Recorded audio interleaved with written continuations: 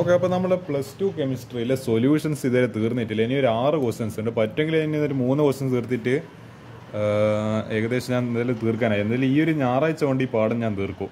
ഇനി ഒരു 2 ക്ലാസ്സും കൂടി ചിലപ്പോൾ വേണ്ടി വരും. കാരണം ന്യൂമറിക്കൽസ് അതുകൊണ്ട് അത് ഡിസ്കസ് ചെയ്യാൻ അത്രത്തോളം തന്നെ സമയം വേണം. അതുകൊണ്ടാണ് ഞാനിത് പെട്ടെന്ന് തീർക്കാൻ ഉദ്ദേശിക്കാത്തത്. നമുക്ക് എന്തായാലും നോക്കാം. ഈ ക്വസ്റ്റ്യൻ നമ്പർ 38 നിങ്ങൾ നോക്കുക. ഇതാ ബെൻസീൻ എന്ന് പറയുന്നത് എന്നാ നമ്മളെ ഇങ്ങനെ വരക്കുന്ന ഇതാണ് ബെൻസീൻ. നാഫ്തലിൻ എന്ന് പറയുന്നതോ നാഫ്തലിൻ്റെ മറ്റേ ടൂറിങ് ഇതിനെ പോലത്തെ എന്താണ് കറക്റ്റ് ഇതാണ് ഓർമ്മ. ഓക്കെ ഇതാണ് നാഫ്തലിൻ എന്ന് പറയുന്നത്. ഇതിപ്പോൾ നാഫ്തലിൻ ഇങ്ങനെ ഇതിനെ ആക്ച്വലി നമ്മൾ എന്താണ് കൂറമുട്ടായി എന്ന് പറയുന്ന സാധനമാണ് ഈ നാഫ്തലിൻ എന്ന് പറയുന്നത്. ഇതാണ് ആക്ച്വലി ഇതിൻ്റെ സ്ട്രക്ചർ. 2 ബെൻസീൻ റിങ്സ് ആണ്. വേറൊരു സാധനം ഞാൻ കാണിച്ചു തരാം. ഇങ്ങനെ ഇത് പിന്നെ ഒരു ബെൻസീൻ വരച്ച് പിന്നെ ഒരു ബെൻസീൻ വരച്ച് ഇതിന് ആക്ച്വലി ആന്ത്രസീൻ എന്ന് പറയാം. ഇങ്ങനത്തെ ഒരു വേറെ സാധനമാണ്. ഇത് നാഫ്തലിന് ഈ വെറുതും ഇങ്ങനെ വരച്ച സാധനം ബെൻസീന്, ഇത് നാഫ്തലിന്, ഇത് ആന്ത്രസീൻ. ഇതിനെ നമ്മൾ കൂറമുട്ടായി എന്ന് പറയുന്നത്. അപ്പോൾ ബെൻസീനും നാഫ്തലിനും ഉണ്ട് ഫോം ഐഡിയൽ സൊല്യൂഷൻ. അപ്പോൾ ഇവർ രണ്ടുപേരും ചേർത്തിട്ട് ഐഡിയൽ സൊല്യൂഷൻ ഉണ്ടാക്കി over the entire range of composition. അപ്പോൾ ഏത് റൂള് നമ്മളെ അപ്പോൾ ഇത് ഏത് കാണിക്കുന്നില്ല, പോസിറ്റീവ് ഡീവിയേഷൻ നെഗറ്റീവ് ഡീവിയേഷൻ എന്ന് കാണിക്കുന്നത്. It strictly follows Raoult's law. The vapour pressure of pure benzene അപ്പോൾ അതെന്തായിരിക്കും P0 and naphthalene are at 300 degree, അതായത് ടെമ്പറേച്ചർ 300 കെൽവിനിൽ രണ്ടിൻ്റെയും പ്യുവർ, അതായത് P0A പിന്നെ P0B എന്തെല്ലാണ് പ്യുവർ ബെൻസീൻ്റെ, അതായത് 50.71 മില്ലി MM ആണ് HG. ഇത് ആക്ച്വലി എന്താണ് നമ്മളെ പ്രഷറിൻ്റെ വേറൊരു യൂണിറ്റ് ആണ് mmHg എന്ന് പറയുന്നത്. അതേപോലെ നമ്മളെ നാഫ്തലിൻ്റെ 32.06 mmHg respectively. Calculate the mall fraction of benzene. മറ്റേ എന്താണ് നമ്മളെ ബെൻസീനിൻ്റെ ഇതിപ്പോൾ ആയിട്ട് നമ്മൾ ബെൻസീൻ എടുത്തെങ്കിൽ കയ്യെ കണ്ടുപിടിക്കണം. In vapour face if 80 gram of benzene is mixed with 100 gram of naphthalene. ഏതായാലും നമുക്ക് ഈ ക്വസ്റ്റ്യൻ ചെയ്ത് നോക്കി. ഇത് അത്യാവശ്യം കുറച്ച് ലെങ്ത് പോലെ എനിക്ക് തോന്നിയോണ്ടാണ് ഈ ക്വസ്റ്റ്യൻ ഡിസ്കസ് ചെയ്യുന്നത്. ഇതിൻ്റെ ഹിൻഡ് നമുക്കെല്ലാം വായിച്ചു നോക്കാം.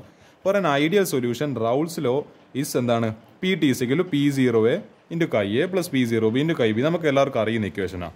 And vapour pressure in vapour phase is equal to P0A Ka / total pressure. Thus the required quantities are Ka, Kb and total pressure. As we know, നമുക്ക് P0 P0B അറിയാം. ഈ Ka Kb total pressure നമുക്കറിയില്ല, അതെല്ലാം കണ്ടുപിടിക്കണം. ആദ്യം നമുക്ക് Ka കണ്ടുപിടിക്കുക. Ka C6H5 and Kb. Ka C10H8 എന്ന് പറയുന്ന നാഫ്തലിൻ്റെ ഫോർമുല. ഈ C6H5 എന്ന് പറയുന്ന ബെൻസീൻ്റെ ഫോർമുല. ബൈ ഫൈൻഡിങ് ആദ്യം ഇതിൻ്റെ നമ്പർ ഓഫ് മോൾസ്. ഇതിപ്പോൾ ഇത് ഏതാ 80 gram ബെൻസീൻ 100 gram നാഫ്തലിൻ. അപ്പോൾ നമുക്ക് given mass by molar mass വെച്ചിട്ട് എന്ത് കണ്ടുപിടിക്കുന്ന നമ്പർ ഓഫ് മോൾസ് കണ്ടുപിടിക്കുക. അത് വെച്ചിട്ട് നമുക്ക് മോൾ ഫ്രാക്ഷൻ കണ്ടുപിടിക്കുക. Find total pressure by substituting the values of other quantities. അപ്പോൾ ഇതെല്ലാം കിട്ടിക്കഴിഞ്ഞാൽ എന്ത് ചെയ്യുക, ഇതിലേക്ക് സബ്സ്റ്റിറ്റ്യൂട്ട് ചെയ്തിട്ട് നമ്മൾ എന്ത് കണ്ടുപിടിക്കുക, ടോട്ടൽ പ്രഷർ കണ്ടുപിടിക്കുക. Find vapour face in vapour pressure in vapour face from the values. അപ്പോൾ ഇതെല്ലാം കിട്ടിക്കഴിഞ്ഞാൽ ടോട്ടൽ പ്രഷറും ഇതെല്ലാം കിട്ടിക്കഴിഞ്ഞാൽ നമുക്ക് എന്ത് കണ്ടുപിടിക്കുക, വേപ്പർ പ്രഷർ കണ്ടുപിടിക്കുക. അത് ഏത് ഇക്വേഷൻ വെച്ചിട്ട് P0A Ka PT. ആദ്യം Ka കണ്ടുപിടിക്കണം, പിന്നെ PT കണ്ടുപിടിക്കണം, പിന്നെ ഇത് സബ്സ്റ്റിറ്റ്യൂട്ട് ചെയ്ത് വേപ്പർ പ്രഷർ കണ്ടുപിടിക്കണം. ഓക്കെ, അപ്പോൾ എന്താ നമുക്ക് എല്ലാം കണ്ടുപിടിക്കാം. മോളാർ മാസ് ഓഫ് ബെൻസീൻ നമുക്കറിയാം 78 gram per mol ആണ്. അതേപോലെ molar mass of naphthalene C10H8 ഇത് അറിയില്ലെങ്കിൽ 12 × 10 + 8 × 1 ചെയ്യുക. ഇത് നോർമലി അറിയില്ലെങ്കിൽ, ഇത് സ്റ്റാൻഡേർഡായിട്ട് അറിയില്ലെങ്കിൽ എനിക്ക് അറിയാം, അതുകൊണ്ട് എനിക്ക് പ്രശ്നമില്ല. അപ്പോൾ 12 × 10 + 8 × 1 ചെയ്യുന്ന സമയത്ത് ഇതിപ്പോൾ 12 × 10 120, പിന്നെ 8 × 1 8, അപ്പോൾ 120 + 8 128 gram per mol. അപ്പോൾ നമുക്ക് ഇത് വെച്ചിട്ട് എന്ത് കണ്ടുപിടിക്കുക, number of moles of benzene കണ്ടുപിടിക്കുക.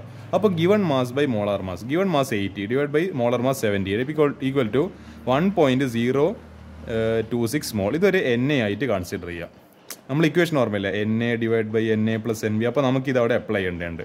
അടുത്തത് NB കണ്ടുപിടിക്കുക, അതായത് number of moles of naphthalene. അപ്പോൾ ഗിവൺ മാസ് 100 / മോളാർ മാസ് 120 = 0. ഇത് ആക്ച്വലി ഈ സ്റ്റെപ്പ് വേണമെന്നില്ല, ഇത് അറിയെങ്കിൽ നമുക്ക് എന്ത് കണ്ടുപിടിക്കാം. അല്ല സോറി ഇത് ആവശ്യമുണ്ട് കേട്ടോ. ഞാൻ വെറുതെ ഞാൻ മറ്റേ മോൾ ഫ്രാക്ഷൻ്റെ കാര്യത്തിൽ ഞാൻ പറഞ്ഞത്.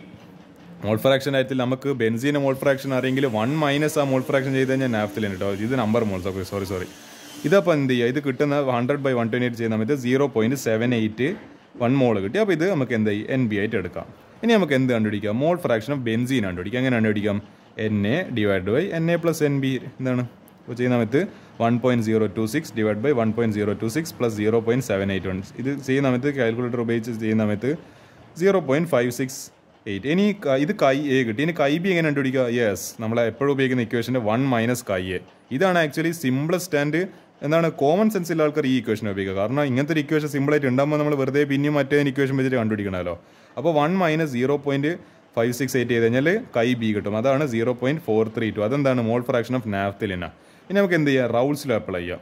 Partial pressure of benzene in solution അതാണ്, അതായത് P0A ഇൻറ്റു കൈ എ. അപ്പോൾ പാർഷ്യൽ വേവ്, അതായത് PA എന്ന് പറയുന്ന quantity സിക്കൽ P0 into chi A. അപ്പോൾ P0 ബെൻസീൻ ഇൻറ്റു കൈ ബെൻസീൻ. അപ്പോൾ 50.71 ഇത് ക്വസ്റ്റ്യനിലുണ്ട്. ഇതിപ്പോൾ നമ്മളിപ്പം കണ്ടുപിടിച്ചത് 0.568 ഈക്വൽ ടു 28.8 എന്ത് കിട്ടും? MM എന്ന് പറഞ്ഞിട്ട് എന്താണ് അതിൻ്റെ വേപ്പർ പ്രഷർ കിട്ടും. MM ആക്സിലൂടെ HG ഉണ്ട് കേട്ടോ, MM HG. അപ്പോൾ MM HG. പിന്നെ പാർഷ്യൽ വേപ്പർ പ്രഷർ ഓഫ്, അതായത് PB equal to P0B into chi B. അപ്പോൾ എന്തെല്ലാം തന്നിട്ടുണ്ട്? P0 നാഫ്തലിൻ ഇൻറ്റു കൈ നാഫ്തലിൻ. അപ്പോൾ 32.06 ക്വസ്റ്റ്യനിലുണ്ട് ഇൻറ്റു 0. അതായത് ഇതിൻ്റെ മോൾ ഫ്രാക്ഷൻ 0.432 ഈക്വൽ ടു 13.85 എന്താണ് MM HG അതിൻ്റെ വേപ്പർ പ്രഷർ കിട്ടും. ഇനി എങ്ങനെ ടോട്ടൽ പ്രഷർ കണ്ടുപിടിക്കുക? Total pressure PT equal to PA plus PB.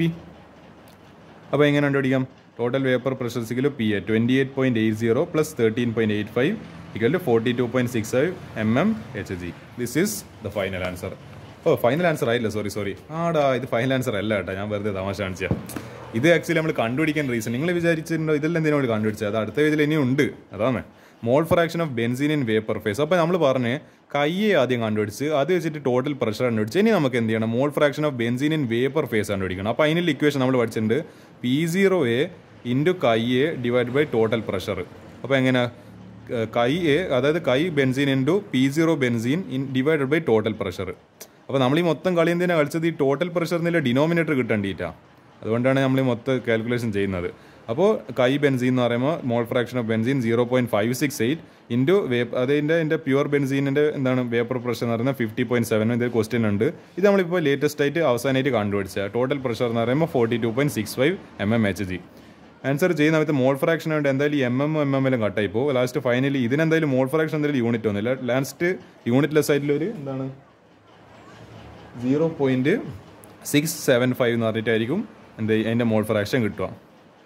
അപ്പോൾ ഇനി നിങ്ങൾ വിചാരിക്കുക അപ്പോൾ ഇത് 1 - അതങ്ങനെ ചെയ്യാൻ പാടില്ല.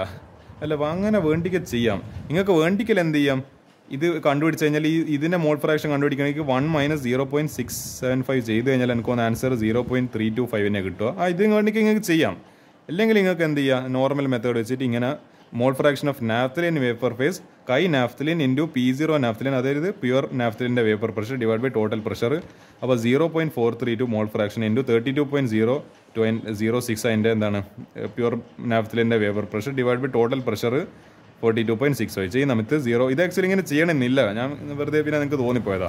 ഇത് കിട്ടിക്കഴിഞ്ഞാൽ നിങ്ങൾക്ക് എന്ത് ചെയ്യുക? 1 - 0.675 ചെയ്ത് കഴിഞ്ഞാൽ 0.325. ഇത് നിങ്ങൾക്ക് ചെയ്യാൻ പറ്റുന്നതിൻ്റെ കാൽക്കുലേറ്ററിൽ അടിച്ചാൽ മതി, ഇവിടെ വാല്യൂ കിട്ടും, ആൻസർ കിട്ടും, ഫൈനൽ ആൻസർ കൃത്യമായിട്ട്. അപ്പോൾ ഇതായിരിക്കും ക്വസ്റ്റ്യൻ ആൻസർ എന്ന് പറയുന്നത്. അപ്പോൾ ഇനി എന്ത് ചെയ്യുക? ഞാൻ ഇനി സെലക്ട് ചെയ്ത് അടുത്തൊരു ന്യൂമറിക്കൽ ചെയ്യുക.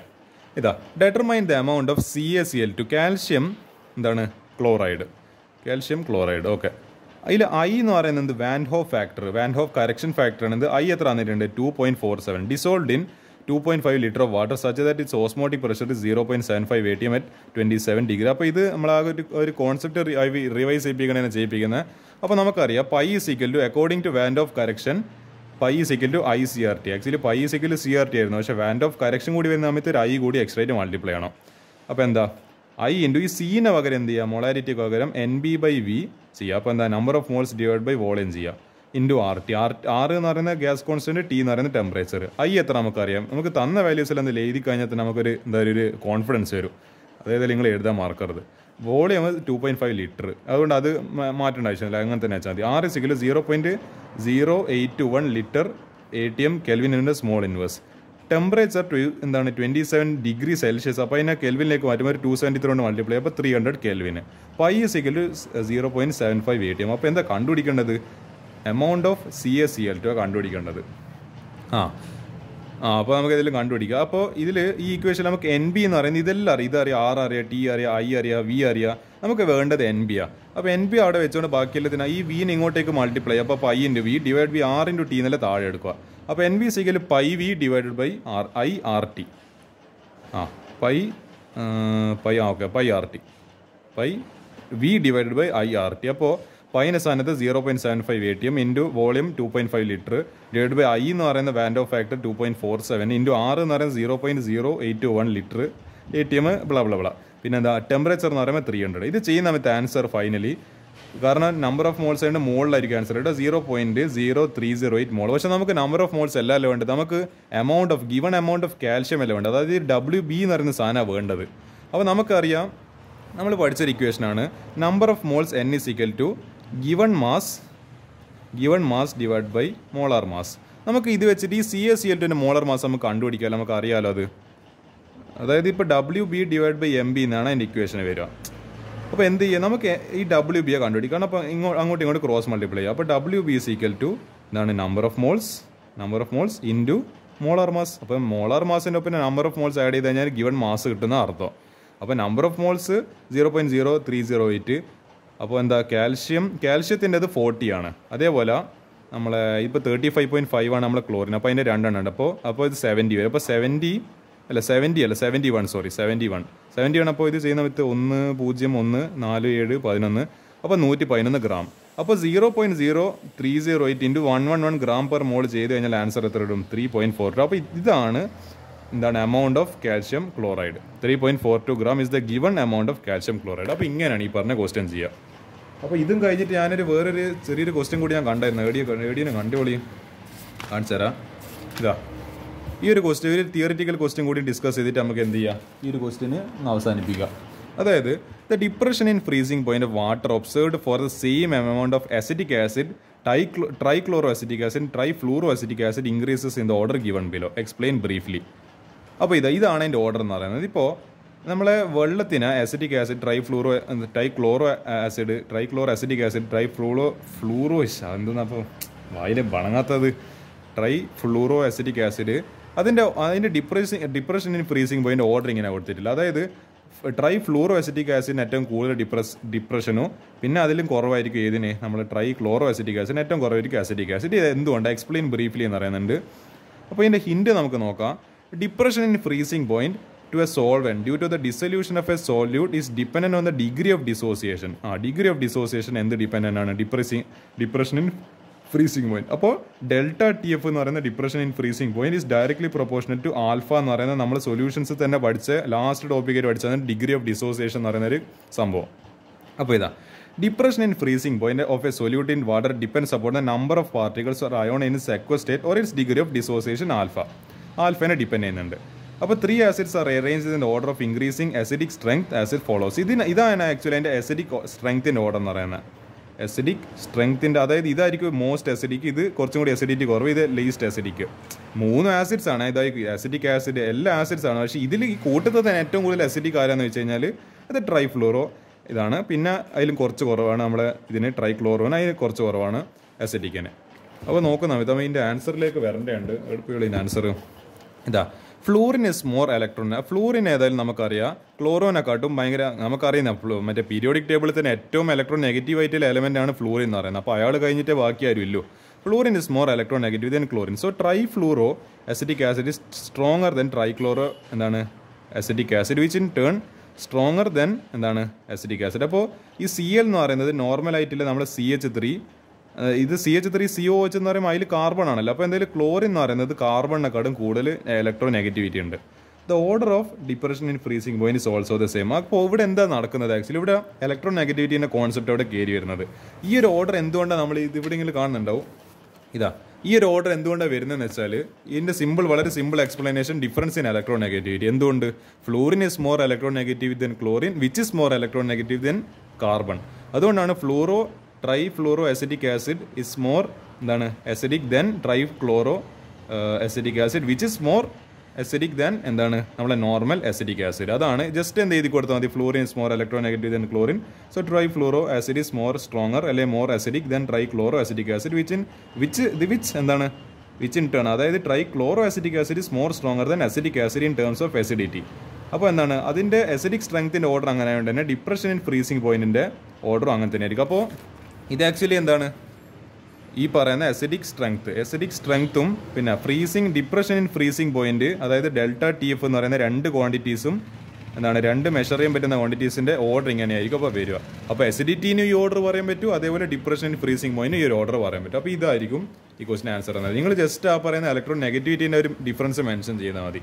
അപ്പോൾ എന്ത് ചെയ്യുക, അതോട് കൂടിയിട്ട് ഞാൻ കുറച്ച് ഹൈ കാൽക്കുലേഷൻ വരുന്ന ക്വസ്റ്റ്യൻസ് ഡിസ്കസ് ചെയ്യും. ഇനി ആകെ കുറച്ച് ക്വസ്റ്റ്യൻസ് മാത്രമേ ബാക്കിയുള്ളൂ. ഒരു 3 ക്വസ്റ്റ്യൻ കൂടി കഴിഞ്ഞ് കഴിഞ്ഞാൽ ഈ പാഠം ഖത്തം. അപ്പോൾ ഏതായാലും ഞാൻ പരമാവധി നാളത്തേക്ക് ഞാൻ തീർക്കാൻ വേണ്ടി ശ്രമിക്കൂ. പറ്റുമെങ്കിൽ നാളെ 3 ക്വസ്റ്റ്യൻ ഇതേപോലെ ഡിസ്കസ് ചെയ്തുകൊണ്ട് ഞാൻ എന്തായാലും തീർക്കാൻ വേണ്ടി മാക്സിമം ശ്രമിക്കും. അതോടുകൂടിയിട്ട് പാഠം കഴിഞ്ഞ്. അപ്പോൾ തൽക്കാലത്തേക്ക് ഈ പാർട്ട് 6 ആണെന്ന് തോന്നുന്നത്. പാർട്ട് 6 അല്ല, പാർട്ട് 5 ആണെന്ന് തോന്നുന്നത്. അപ്പോൾ പാർട്ട് 5ലേക്ക് ഇത്ര കാര്യങ്ങളല്ലോ. അപ്പോൾ ഇനി കാണാം നമുക്ക്.